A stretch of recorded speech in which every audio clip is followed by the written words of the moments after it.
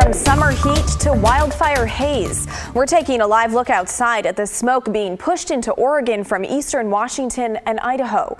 Thanks for joining us. I'm Blair Best. Now let's get right to meteorologist Joe Ranieri with the latest on all of this haze. Well, Joe. Let's not forget, Blair, the smoke is also coming in from Canada, so we have a lot of factor in from where exactly all this smoke is coming from. But on a day like this, its temperature is close to 90 degrees out in the Dalles. This is from our Oregon Veterans Home out in the Dalles. You should be able to make out Mount Hood. Well, not today. Those aren't clouds. It's not fog. That is all smoke. Very thick smoke, and throughout much of the Pacific Northwest, and specifically here in the metro area, we're looking at some very unhealthy air because of the wildfire smoke. That was the Dalles. Now we go into Washington County. Again, we're going to be seeing a hazy sunset tonight. Temperatures, though, are getting close to 90 degrees despite how thick that smoke is throughout much of the area. We're also seeing it kind of filter in along the Oregon coast. Temperature right now over in Lincoln City of 68 degrees. So when does that smoke clear out? It's going to be staying with us the rest of your Sunday night and into the first half of Monday. As we put this into motion, you can kind of see where it's thick, basically throughout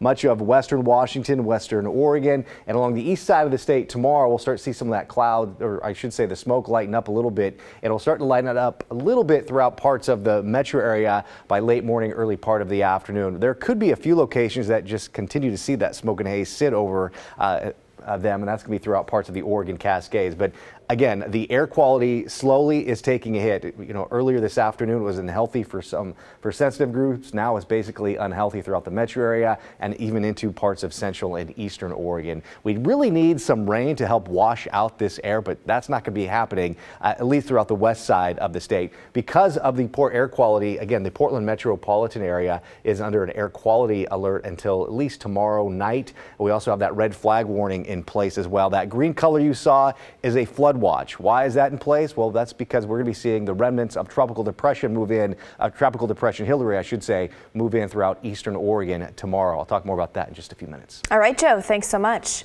Well, as Joe explained, wildfire smoke from across the Pacific Northwest and Canada is converging right here in Oregon, bringing with it hazy skies and poor air quality. Though many of these wildfires are hundreds of miles away, DEQ says that doesn't matter when it comes to air quality. It's just as harmful to breathe in the smoke whether the blaze is in your backyard or the next state over. 300 air quality, is really unhealthy, whether that's from a fire that's real close by or from far away. So what you want to do is pay attention to those numbers, especially as it gets into like the orange, red, and purple colors. That's air quality you really want to avoid. Now, it's a good idea to stay inside whenever air quality is poor. If you don't have a place to go, DEQ says you can call 211 to find a clean air shelter. Now, most communities across the state have a building open to the public with good ventilation. Now, as for the latest in those wildfires, Washington Governor Jay Inslee has declared a state of emergency to get more help for crews battling 3 wildfires in the eastern part of the state.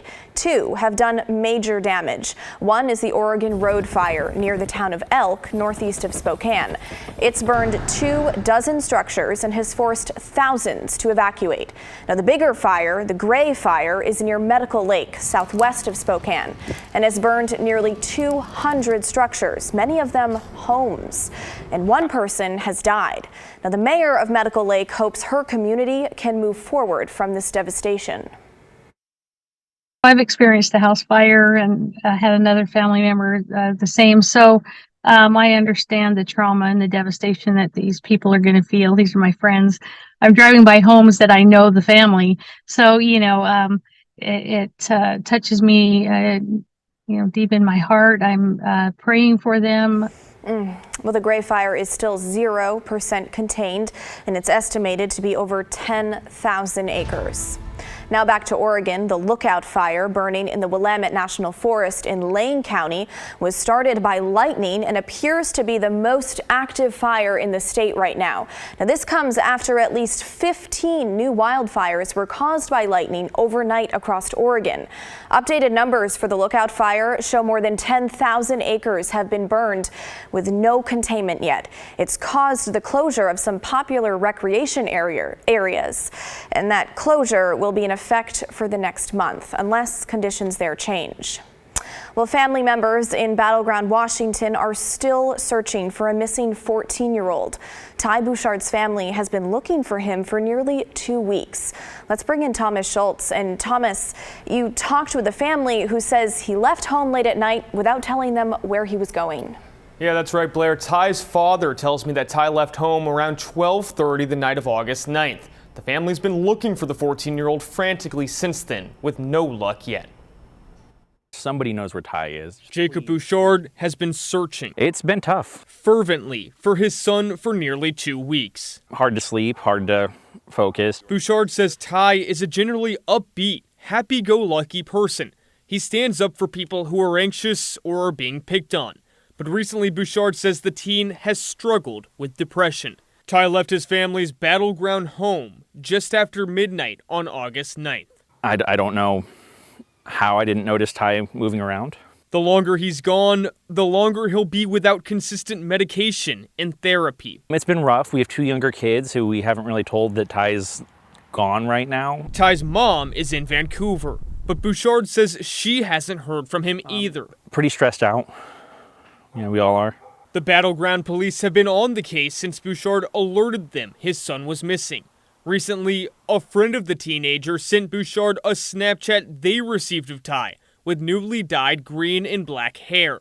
Bouchard says it's unclear where his son is or who's with him. This is, possibly something more sinister or serious, that Ty is either being groomed or falling into a routine with somebody who has less than Ty's best interests in mind.